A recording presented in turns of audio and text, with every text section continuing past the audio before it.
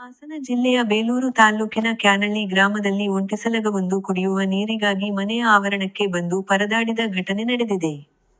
ಮನೆಯವರು ಪ್ಲಾಸ್ಟಿಕ್ ಡ್ರಮ್ನಲ್ಲಿ ನೀರು ತುಂಬಿಸಿ ಇಟ್ಟಿದ್ದರು.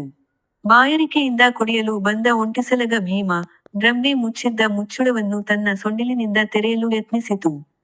ಆದರೆ ಮುಚ್ಚುಳ ತೆರೆಯಲಾಗದಿದ್ದಾಗ ಭೀಮ ಡ್ರಮ್ನೇ ಕೆಳಗೆ ಬೀಳಿಸಿ, ಅದರಲ್ಲಿದ್ದ ನೀರನ್ನು ಕುಡಿಯಲು ಹೊರಟಿತು. ಈ ಘಟನೆ ಇದೇ ಭಾಗದಲ್ಲಿ ನಡೆಯುತ್ತಿರುವ ಪುಂಡಾನೆ ವಿಕ್ರಾಂತ್ ಸೆರೆ ಕಾರ್ಯಾಚರಣೆಯ ಮಧ್ಯೆ ನಡೆದಿದೆ. ಕಳೆದ ದಿನ ಕಾರ್ಯಾಚರಣೆ ವೇಳೆ ಭೀಮ ಎಂಟ್ರಿ ಕೊಟ್ಟಿದ್ದು, ಇದರಿಂದ ಕೆಲಕಾಲ ಕಾರ್ಯಾಚರಣೆ ಸ್ಥಗಿತಗೊಂಡಿತ್ತು. ಒಂಟಿಸಲಗ ಭೀಮನ ಈ ಅನಿರೀಕ್ಷಿತ ಆಗಮನ ಮತ್ತು ನೀರಿಗಾಗಿ ಪರದಾಟ ಸ್ಥಳೀಯರಲ್ಲಿ ಕುತೂಹಲ ಮೂಡಿಸಿದೆ.